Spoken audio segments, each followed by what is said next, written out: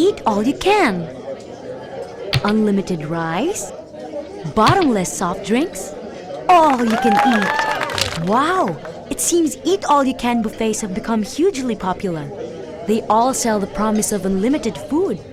But who can eat more than one normal-sized meal anyway?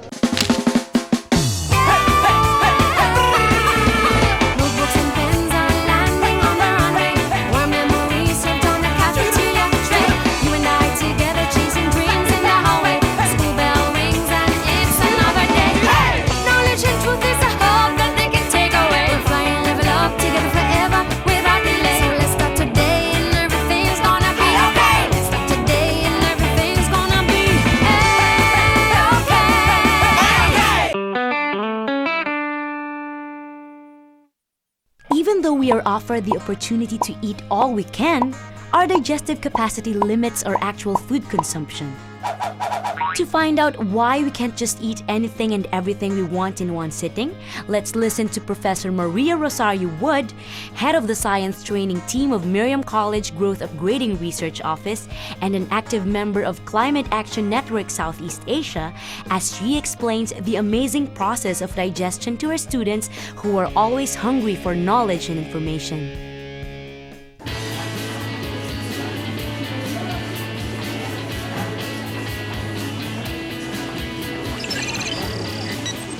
They all smell good. Hey, Jake, why didn't you buy any? I told you, man, I'm trying to lose a few pounds. I'll just content myself with smelling them. No way. If you really wanted to lose weight, you wouldn't even be smelling. Yeah, Tim's right. You're already tempting yourself. Hi, Mom. Hi, guys. Sure, thank you. You know, ma'am, I just read in a health magazine that when you see or even smell food, the brain starts to send signals that put your digestive system on alert. Yeah, I read that too. The mouth starts to water and the stomach starts to contract to be ready to receive the food. Nah, stop teasing me, guys. We all know that eating and digestion begins when we put food in our mouth. What do you think, Mom? Actually, the digestive process starts even before you put food in your mouth. It begins when you smell something really irresistible or when you see your favorite food that you know will taste good.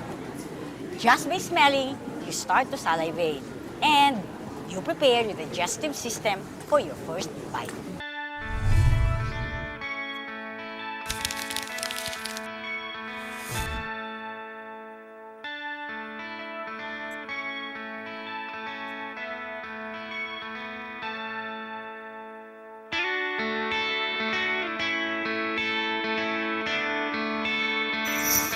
The process of breaking down food into smaller molecules that can be absorbed by cells is called digestion. Digestion has two main functions. One is to break up big pieces of food into tiny particles, and two, to break the tiny particles of food into molecules that will dissolve in body fluids and pass through the cell walls to be used by the cells.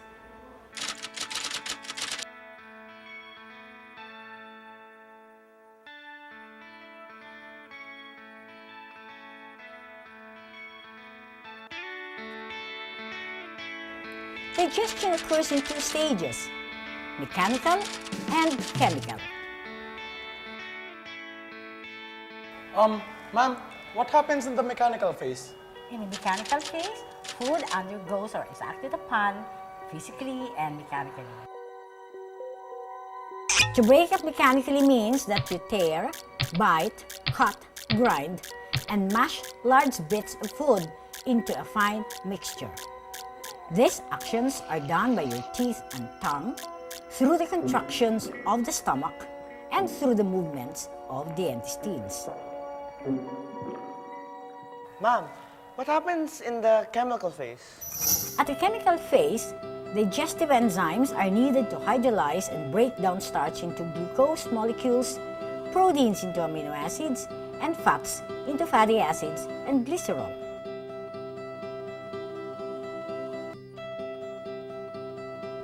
The action of enzymes in the process constitute the chemical stage of digestion.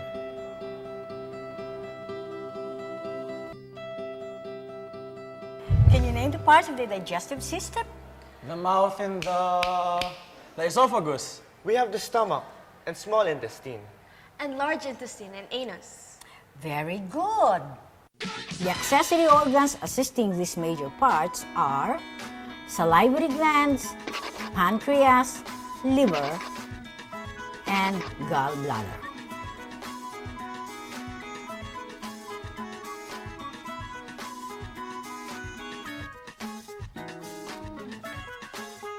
Let's start with the digestion in the mouth. Upon entering your mouth, the food is physically broken into bits by your teeth. Mucus comes from the cells lining the tongue. It moistens the food you eat and facilitates swallowing of the broken pieces. Saliva is another secretion that originates from the glands located at the different areas near the mouth.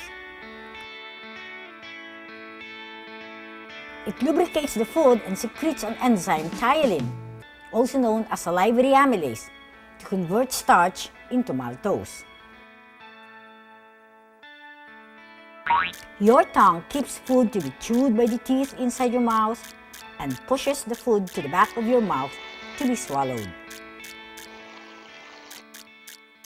Mom, that covers the mouth. But what about the esophagus? When you have chewed and mixed the food in your mouth, you swallow it and it goes down your alimentary canal. The food goes to the pharynx when muscles push the food down your throat. At this point, a structure called epiglottis closes over your trachea to prevent food from entering your respiratory tract.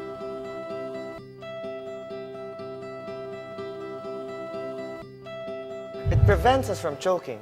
Very good, Luis. Esophagus is a long tube that carries the food down to your stomach for temporary storage. Its walls have layers of cells called mucosa. These cells secrete mucus for mechanical lubrication of food.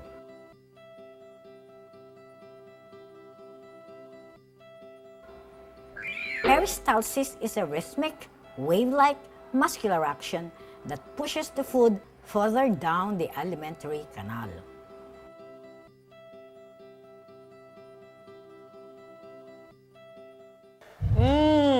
Now the food weight is in our stomach. The stomach is a large J-shaped organ found at the end of the esophagus, beneath the diaphragm on the upper part of your body.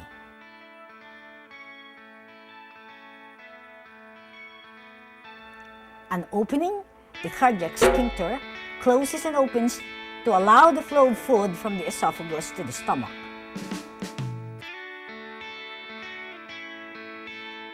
The stomach is a storage organ for the food you ingest and secretes gastric juice, which contains an acid, hydrochloric acid, and enzymes.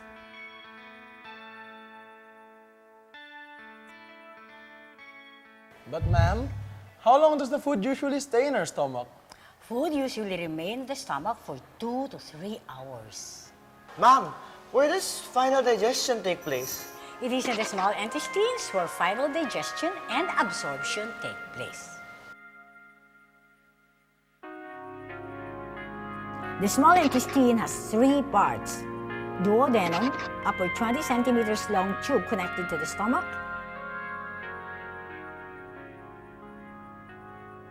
jejunum, about 2.5 meters long;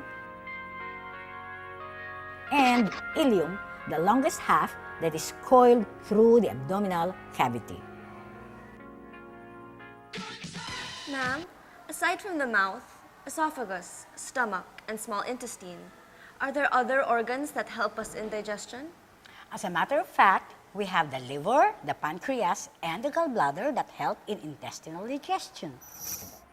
Pancreas is a digestive gland that serves 2 functions. 1, secretes hormones insulin and glucagon that regulate the balance of your blood glucose. And second, secretes pancreatic juice, which empties into the duodenum part of the small intestines.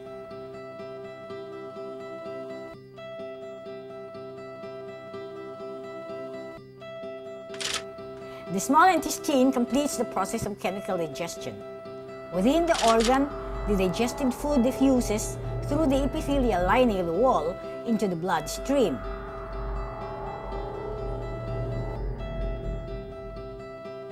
The soluble food materials are now ready to supply every cell of your body with the nutrients it needs in order to produce energy.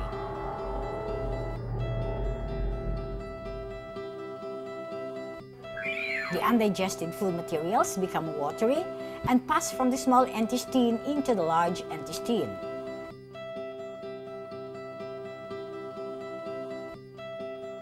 The large intestines consist of the colon, the cecum, the rectum, and the anus. Ma'am, what is the function of the colon? The function of the colon is to absorb water from the undigested food materials that it receives from your small intestines. The last 20 to 30 centimeters of your colon is the rectum, a muscular cavity which terminates in an opening called anus. The anus forms the end of your alimentary canal or digestive tube where waste of digestion leaves the body. These remaining food materials, which then become more solid, are called feces. Okay, so now we know where our food goes from start to finish. But what makes us feel hungry in the first place? Several factors contribute to whether we feel hungry or not.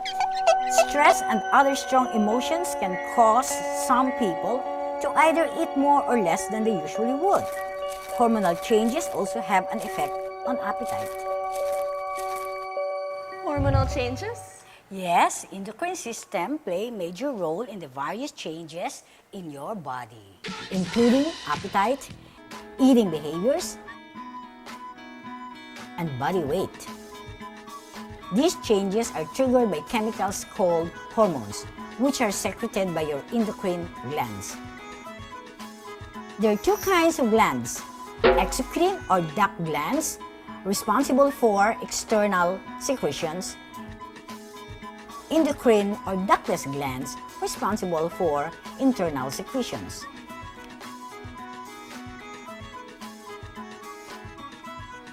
The substances of your exocrine glands pass through a channel or duct to the site where they take effect. Examples of these glands are the salivary glands of the mouth and the gastric glands of the stomach. They secrete saliva and hydrochloric acid respectively. Both pass through the duct. Ma'am, how are hormones formed and how do they function? Hormones are formed from substances taken from the blood. Ma'am, what are the major glands that make up the human endocrine system?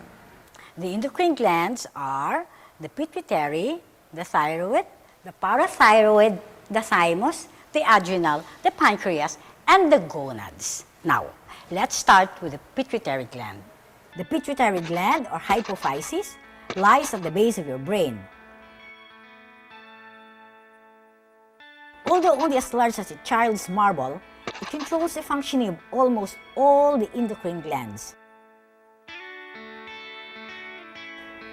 The anterior lobe of your pituitary gland secretes at least 7 hormones. What about the thyroid gland? The thyroid gland is a soft organ shaped like a butterfly or an H. It is situated beneath your larynx. Its 2 lobes lie on either side of your windpipe. The gland secretes the hormones thyroxine and calcitonin. Thyroxine increases the oxygen consumption or speeds up the metabolic rate of nearly all the cells in your body. Calcitonin prevents the release of calcium from your bones, thus lowering the levels of phosphate and calcium in your blood.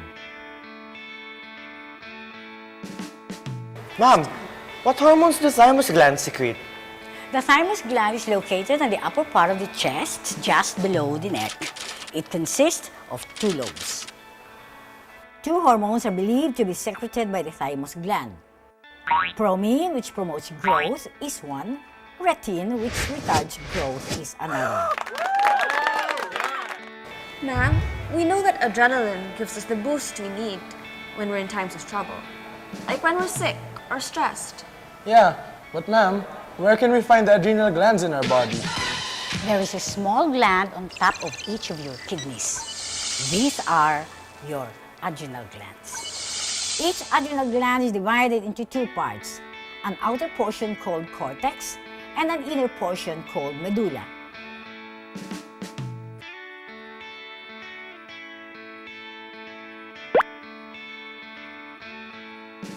Hormone-secreting cells are found in the islets of Langerhans, located all over your pancreas. Hormones insulin and glucagon from this gland, like other hormones, pass directly into your bloodstream. In the liver, sugar from your blood is stored as glycogen for future use, and in the muscles, sugar breaks down to release energy.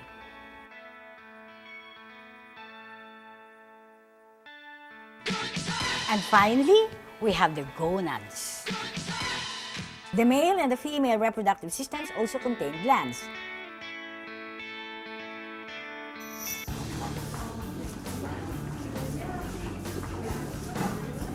Wow! Endocrine glands are really bossy. They tell our cells what to do. But actually, that's a good thing. Without the endocrine system and the hormones they release, your body wouldn't know when to do important things. Even though digestive system and endocrine system are separate systems, they often work together to help the body function properly. That's right. Oops, lunch is over. Come on, guys. Bye, Mom! Bye! The digestive system and endocrine system are important parts of our body. Without them, we can't grow properly and stay healthy at the same time. That's why it's important that we help our digestive system and other body systems by drinking water and eating healthy food. The kind of food we eat and the amount of food we consume play key roles in maintaining good health. Malnutrition occurs when a person doesn't have enough food to eat or doesn't eat enough healthy food. So, when you're offered the opportunity to eat all you can, you must remember that it's not just how much you eat, but what you eat. Knowing what makes us healthy empowers us. And being empowered, we realize our self-worth and we have confidence in our abilities. I hope you enjoyed learning today, K-Hubbers. Bye!